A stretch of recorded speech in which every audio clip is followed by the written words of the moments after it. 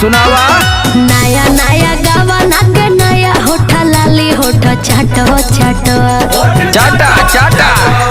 नया नया गावाना के नया होठा लाली होठ चाटो चाटो तो दुबर रइल हो ड्राइवर गाड़ी हाँ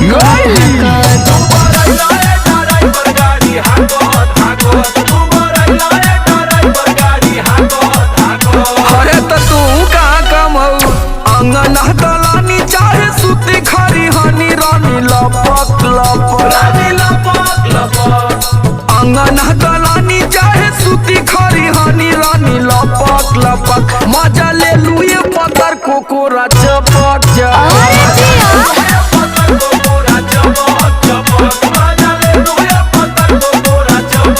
खाली हमारे गलती देलू हमरे पौला जब देखा तब लसियाई रहलू। अच्छा आज सुना सुनावा।